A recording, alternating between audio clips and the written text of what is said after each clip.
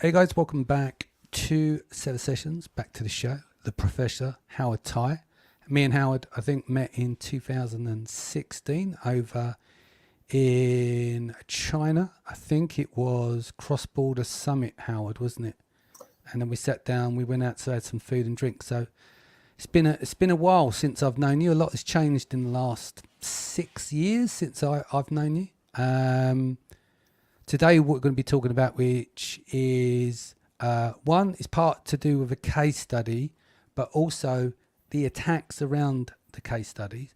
Everyone who knows Howard, he runs a lot of masterminds, etc., and he's always been open about talking about when there is attacks coming from certain locations and how to deal with them. So today, because of running into peak Q4 now, we're going to cover 5 key things to watch out for over the next 5 to 7 weeks in peak Q4. But first, Howard, welcome back to the show. And let's talk about this case study for the wallet. Yeah, sure. Hi, Danny. So I've created a case study about how we a wallet, right? We did it from scratch, from product selection down to creating images, down to listing optimization, EBC, and ranking. Yeah. So throughout this case study, we wanted to have like people to be able to see what goes into a product launch and what we need to do in order to create a really good launch. Yeah. So that's where we had the case study. So I, knowing that I was going to probably get attacked because I'm showing the world what I'm doing, and probably because this is a very competitive niche. Yeah. So it's kind of known that I'm going to get attacked. So I wanted to document the attacks that we were getting to the audience. So we were getting like images attacks and changing categories and so on.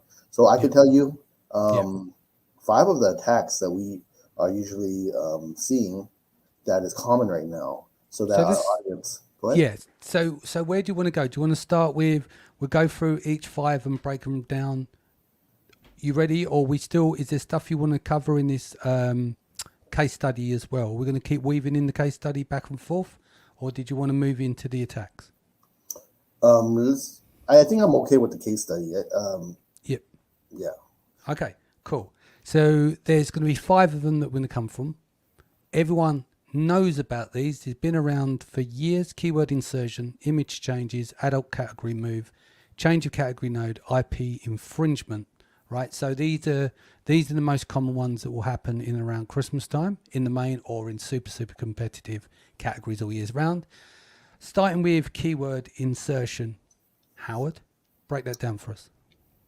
So I know what it is, but for those that don't, for the keyword insertion, it's kind of quite simple because there's a lot of on your Amazon listing page or the PDP. There's a lot of empty like fields that a lot of people don't actually fill out. That's when those fields, which are also searchable and visible on Amazon's listing page, people are able to insert the specific keywords that they want into it to get you taken down. For example, like if you don't have no one on that field with contribution rights, then anyone who inserts anything within that field that was empty will be actually getting the contribution right for that field. So that's where they are able to insert these, I guess you call it bad keywords into your listing. And from my understanding, correct me if it was this way before, whether it's changed since, is that people using flat files, let's just say you've got a trademark in the US, not everyone has one in Canada or Mexico. So they use flat files through the linked site of US, like Canada, US, and Mexico. By doing it in Canada where you don't have a trademark, it's easier to manipulate the listing on the back end there. Is that still the case? Yes, you see a lot of those again, as well as if you want harder countries that you don't have access to, because sometimes you need to it goes into like Japan Yep. or Europe. So a lot of people in the U.S. that are selling big might not have those countries seller account, so Yep. they're not able to list it. So they'll give them a bigger headache. It takes longer for them to fix. Okay. Yeah. Cool. So pretty much straightforward fix for that. Not straightforward, but when this happens, one, recognizing it. How do we do the therapy on this, Howard? How do you remediate this, get it resolved? So the bad keyword injection, Hmm. you just need to kind of be diligent in finding any any empty spots, any empty spaces in the Yeah. field, and that's just the basic for just the U.S. Let's say if you're selling into, Yeah. then you would make sure that on the other countries, Mexico and Canada. Canada, that we would actually have that same listing. You don't have to have anything like uh, selling, but you should have your listing up and with your contribution on. Yeah. By you Um, completing it, you have the contribution. That means if you, for instance, only sell in the US only, someone comes yeah, along and puts it up in, connects it via, say, Canada, and then they create the flat file and everything, the contribution is on their end, is what you're saying. Yeah. yeah, So you should already make flat files, even if selling those territories, and also bear in mind, if you're not selling in Canada, the likelihood you won't going to have a trademark in that area as well. So that limits some of your protection as well. correct. Yeah. Also, try to do that for the other countries too. I Yeah. know it's a pain in the ass to create these seller accounts, Yeah. so that's something we need to do. Cool. Image changes. Similar issues here in terms of getting access on the back end. Talk me through the problem that you had in the case study and how you resolved it with image changes. So for a case study, after selling into it, we get a Mm. lot of attacks regarding images. So let me walk you through what kind of attacks we got. We Yeah. got an image where we someone deleted our main image from our listing. You Hmm. know, when you have no image on your Suppresses. main image, you get suppressed, right? So that's one of them. Later on, we fixed it by uploading an image. So the other one was that they kind of changed our image around using our like second or third lifestyle image and Hmm. putting in the main image. Yeah. So that would get us suppressed, right? There's no Yeah. white background and whatnot. Um, and then there was category change, but that was something else. But for the image change, it's quite easy to get a to get to know which country you Hmm. actually have someone uploading a flat file to. Yeah. You go into each of the countries and find which country it is. Then you're going to report it directly to Amazon to Yeah. get it changed. Yeah. So that was one of the things that we did. Yeah. The second thing we did was uploading the images in a bigger resolution. Yeah. We usually do like 5,000 by 5,000 just to get the contribution back. Hmm. So then when we upload it up there, Amazon sees it as us being more relevant because the image quality is so much bigger. Hmm. So we would get the relevance, the contribution. I'm sorry, back from that point. What, because of the sheer size, a pixel by pixel size, 5,000 by 5,000, you then automatically retain back Correct. the contribution. What if their images is 5,000 by 5,000? Normally it is not. Yeah. So that's something that you Yeah. might want to play with. Yeah. But that's one of the things that we do for to get our Yeah. images To back. create the override for it. Yeah. So okay, so then we've got these are two. Well, these split these into two. So you've got adult category move and change from of category node. So let's start with adult category move. That can be kind of tricky to deal with. So you want to break that down, how that's achieved. Adult category move is kind of a little bit more tricky. Yeah. So a lot of them are using like a flat file with different keywords to Yeah. get into different categories, but more relevant. So in order for you to kind of change it back, it's really kind of in two ways I see. One of them is going in and reporting it to Amazon to get change back. The second one, which is a lot of people are doing right now, is trying to find a vendor central account Mm-hmm. to be able to change it through vendor central with a higher contribution rights Yeah. on it. So it's like kind of people are using vendor central to attack you, using vendor central to sustain your contribution, so no one can change it. Yeah. So it's kind of interesting on that case. Yeah. And node, category nodes. Oh, category nodes is the same Yeah. for adult flags, right? Yeah. So Yeah. it's kind of as a category. But let me go back to adult flags a little Mhm. bit.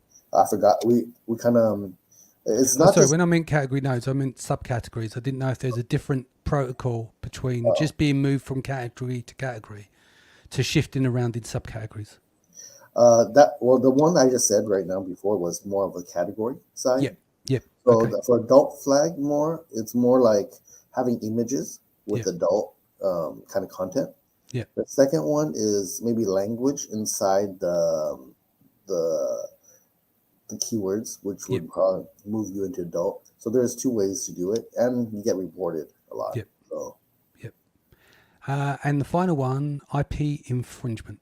Obviously, it's a bullshit claim, but yeah.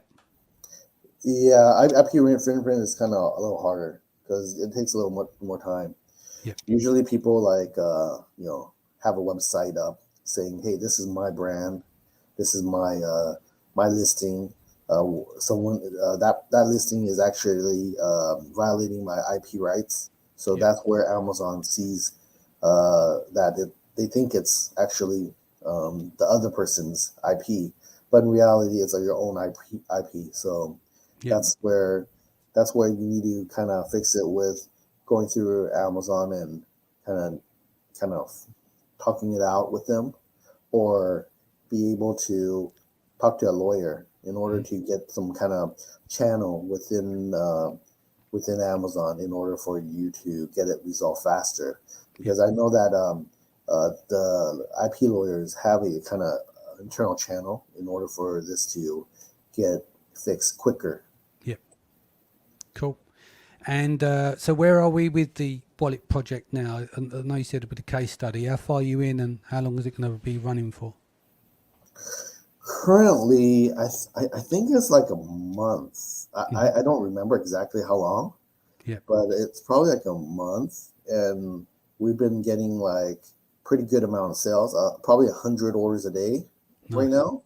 now. We're trying to not really get too quick up there. We're at the probably top 40 right now, Mhm. from what I saw on BSR regarding the men's wallet. Yeah. So it's doing really well. I just don't want to do too much aggressive pushing, Mhm. because if the higher you are without a stable review set, Yeah. the easier that you would get attacked. Yeah. So I've already been attacked, which is kind of I was known that I was going to get attacked because of all the we were like showing the world what we're doing, but yeah, it's going. I'm trying to branch out on other long tail keywords to get stability on Yep. our listing before we go all out. But it shouldn't be too hard, because Prime Day, I think I might do really well on, because of the exposures that we're going to get from all the deal sites. Yep. Yep. Sounds good. And what else have you got coming up in the future? Mainly, this case study is like a branch of a lot of the products that we're gonna launch out. We're gonna create like a brand from Mhm. scratch, which is this is Alpha Wallet, Alpha Pair Wallet. Then we're gonna start getting more and more different kind of wallets. So Yeah. you'll see more and more different types of wallets. We already have two types. With one of them is like the smart wallet that probably a lot of people see, that the first case study that we're doing. Then the second one would probably be the one with the AirTag wallet, and then we're going to do more and more. So we're going to try and conquer the whole wallet category, Right. and eventually see how we can sell the brand. Yep. Yep. Sounds good. And by the time you get round to that, 18 months, 2 years, 2.5 years out, I think we're going to see a big shift in the market in terms of buying. Multiples will go up slightly, etc. So it'd be a good time to sell. And I hear Anthony's back on board with you guys as well. Yeah, Anthony's the one that's creating these case studies, Yeah. reports, and blogs that we're creating right now. I haven't digested his conversion optimization one yet. I'm looking forward to sitting down and reading that. But it's good to see him back. I haven't seen him for a while. But again, reference Anthony Lee's, friend of the show, spoke at Seller Sessions also a few times. So it must be good to have him back on board. Very talented guy. Yeah, I'm happy that he's back, and we're creating a lot of killer content. We did a blog, we did a case study, we did a lot of really good things are coming in the pipeline right now. Yeah, cool. Sounds good. What's the best way people can reach you, Howard? And obviously point them towards the case study as well. You can go into Signalytics Yep. blog and kind of look at all the case studies, as well as the resource tab on Signalytics. So you can see all that on there with the white paper on the, I guess, the listing optimization, the killer listing optimization ebook. Yep. But if you can reach me at howard.ty@signalytics.ai, that's my email address, or try to find me on Facebook, Howard Ty. Yep. So you can find me there. Well, look, Howard, I hope you have a good remaining Q4. Hopefully not too many more attacks that you can't handle and deal with. And good luck with the case study there. And then I look forward to seeing you guys in the new year at some point as well. Sure. Thank you. All right. Take care, Howard.